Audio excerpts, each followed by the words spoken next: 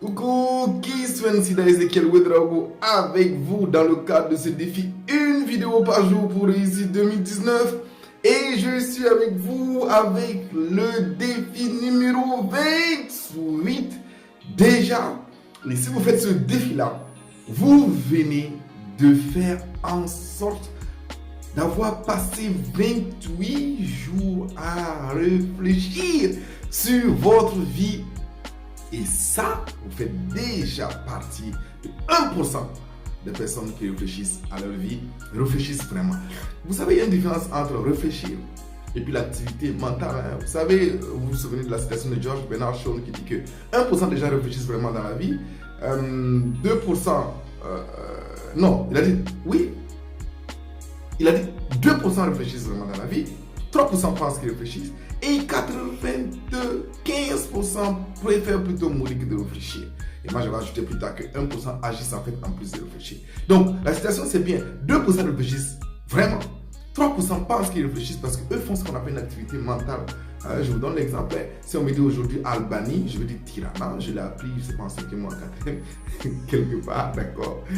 Dans une de mes cours, j'ai appris les capitales européennes, tout comme j'ai appris les capitales africaines.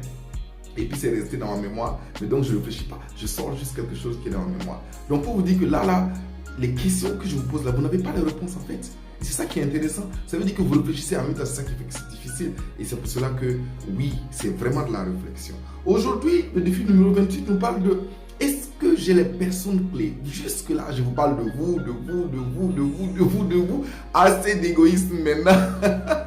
D'accord? Assez d'égoïsme, d'égocentrisme. Depuis 27 défis, on ne parle que de vous. Là, maintenant, on va parler des autres. Parce que si vous voulez réaliser vraiment votre rêve, vous ne pouvez pas le faire seul. Là, c'est clair, c'est net. Je vous l'avais promis, vous ne pouvez pas le faire seul. La base doit dépendre de vous à 100%. Mais en réalité, vous ne pourrez pas le faire seul. Mais ce que je vous dis ici, qu'on ne s'y trompe pas, hein, vous ne pouvez pas rendre les autres responsables de la réalisation de votre rêve. Vous êtes responsable. Vous avez besoin d'eux pour réaliser votre rêve. C'est vrai, mais vous êtes responsable de la réalisation de votre rêve et à 100%.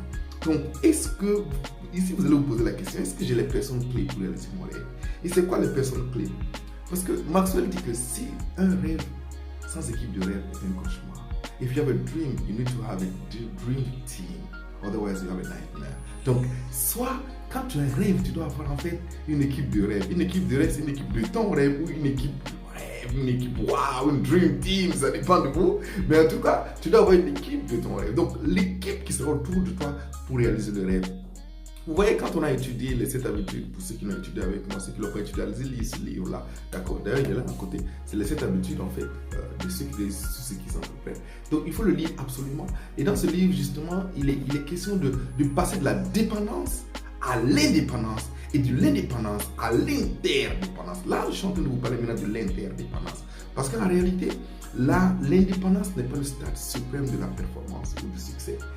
Se rendre indépendant est indispensable pour être interdépendant. Donc, l'interdépendance est l'apanage de ceux qui sont indépendants. Tu ne peux pas collaborer avec d'autres personnes tant que tu n'es pas indépendant. Tu vas laisser dans une dépendance plus profonde. L'exemple est très simple, je le dis souvent. C'est juste que si le Burkina Faso en 1947 ne pouvait pas ouvrir une ambassade à Cuba parce qu'il n'était pas indépendant. C'est quand on est devenu indépendant en 1960 qu'on peut maintenant ouvrir d'autres ambassades ailleurs. Vous voyez? Donc c'est ça, si vous n'êtes pas indépendant, vous ne pouvez pas collaborer. Donc ce qu'on a fait là, c'est de vous rendre indépendant jusque-là. Maintenant, vous allez commencer à être interdépendant, pas dépendant, mais interdépendant avec les autres. Donc on se comprend très bien, il s'agit ici d'interdépendance et non de dépendance. Donc tout ce que vous allez faire pour collaborer avec les autres, ce n'est pas eux qui seront responsables de votre rêve, de la réalisation de votre rêve. Mais vous restez toujours responsable de la réalisation de ce rêve-là. Mais simplement, vous le faites en interdépendance, en collaboration avec eux. Donc, est-ce que votre rêve inclut des personnes d'abord qui vous inspirent? Ça, c'est important. Est-ce qu'il y a dans mon équipe là des gens qui m'inspirent? Vous devez trouver ces gens-là. Quelqu'un qui m'inspire, qui me donne de l'énergie, de la pêche, voilà quoi, qui me donne envie. Voilà. Est-ce qu'il y a des personnes qui sont honnêtes avec moi, qui sont capables de vous dire hey, tiens, doucement, là où tu vas là, fais attention. Des personnes honnêtes, hein. Je ne dis pas des personnes briseurs de rêve, mais des personnes honnêtes. D'accord? Dans une de mes vidéos sur le défi 30 jours, je disais, osez écouter les conseils de bonne foi et ne pas les appliquer. Repartez-moi cette vidéo pour ceux qui l'ont toujours. Souvent, il faut écouter les conseils de bonne foi et ne pas les appliquer. Bon, je vous le dirai dans une vidéo pourquoi. Ensuite, des personnes qui ont des compétences complémentaires aux miennes. Donc, il y a 3 types de personnes. D'abord, des personnes qui t'inspirent, des personnes qui sont honnêtes avec toi, qui disent la vérité, et des personnes qui ont des compétences complémentaires à tes compétences. Ça, c'est capital, c'est important.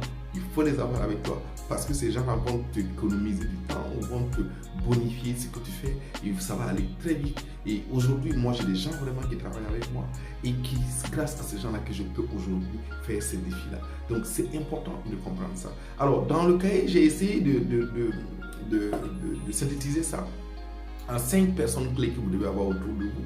D'abord, c'est le soldat fidèle. Le soldat fidèle, c'est quoi? C'est la personne justement qui est honnête avec toi, qui va travailler avec toi et qui croit en toi et qui sera vraiment fidèle, quels que soient tes choix. Cette personne va te suivre, va te mobiliser, va te motiver, va être avec toi, quels que soient tes choix.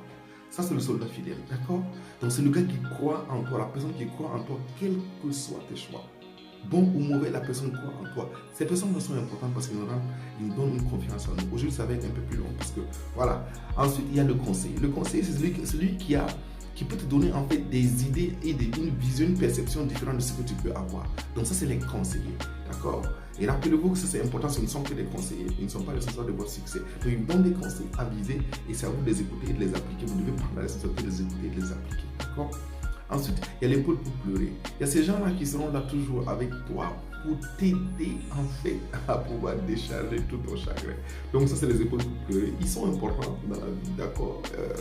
Et il faut les avoir. Il y a toujours des gens comme ça qui nous aident à ressortir des moments, à recharger nos batteries, d'accord? Et c'est des équipiers en fait en termes de profil professionnel. Et ensuite, il y a le coach ou le mentor.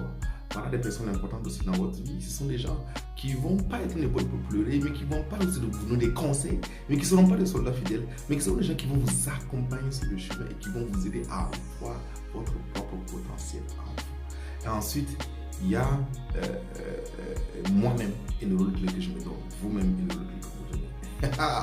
Donc, vous êtes dans l'équipe. Ce n'est pas les gens qui vous servent, mais vous êtes dans l'équipe. Ce n'est pas des gens à votre service, mais c'est des gens avec qui vous travaillez. John Maxwell aime le dire, ce ne sont pas des gens qui travaillent pour moi. Mon équipe, sont des gens qui travaillent avec moi. Together, each achieves. Donc ça, c'est la définition de équipe. D'accord? Allez, qui se sait Ezekiel avec vous aujourd'hui, 8 minutes, et c'est allé très vite. Donc, je suis avec vous toujours dans le cadre de ce défi, une vidéo par jour pour réussir de me pendant 60 jours. Et nous sommes au défi numéro 28. Allez, bye bye et à demain pour la vidéo 29.